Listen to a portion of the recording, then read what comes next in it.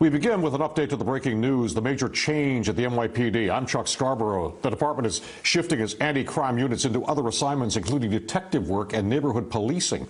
The change will affect hundreds of plainclothes officers. News 4's Ida Siegel is live in the Kingsbridge section of the Bronx with a closer look for us. Ida?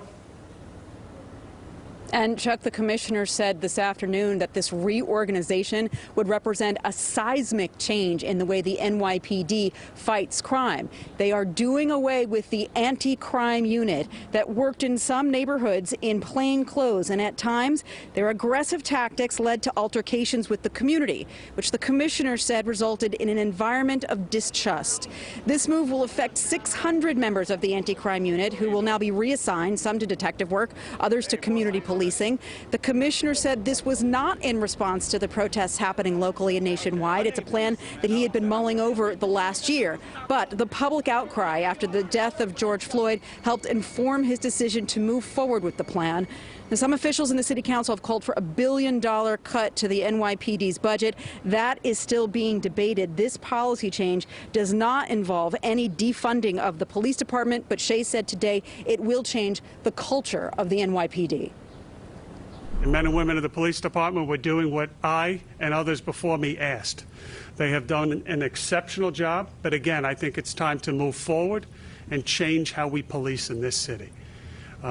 We can do it with brains, we can do it with guile, we can move away from brute force. And the PBA was not happy with the announcement, saying in a statement that shootings and murders are both climbing steadily upward. But our city leaders have clearly decided that proactive policing isn't a priority anymore. They chose this strategy, and they will have to reckon with the consequences. The commissioner did say today that this was not risk-free. It could result in more guns on the street. If that were to happen, he says the blame rests squarely on his shoulders. Reporting live from Kingsbridge, Ida Siegel, News 4, New York. All right, Ida, thank you. Now, this shift is coming at the NYPD as protesters take to the streets for a third week, demanding an end to systemic racism. Chopper 4 is over one of several groups right now marching through the city. Dennis Protzko, you're in Chopper 4 looking down in Soho right now, right?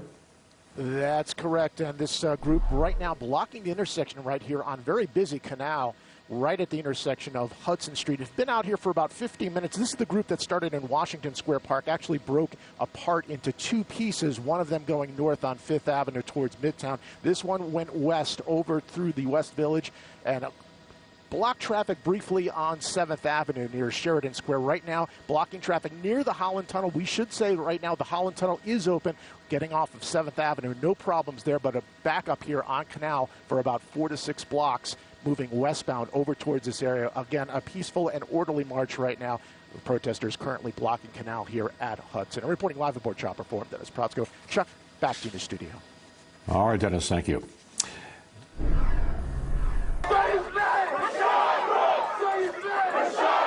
Anger and frustration spilled into the streets of Atlanta today again after police shot and killed a black man Friday night. Police say 27-year-old Rayshard Brooks fought with 2 police officers trying to arrest him on a DUI charge. Brooks grabbed one officer's taser and ran. When he fired the taser at the officer chasing him, that officer, Garrett Rolfe, shot and killed him. Rolfe was quickly fired. The Atlanta police chief resigned. Today, Brooks' family spoke about justice. The trust that we have with the police force is broken. And the only way to heal some of these wounds is through a conviction and a drastic change with the police department. The coroner's office says that Brooks died of 2 gunshot wounds to the back, his death classified as a homicide.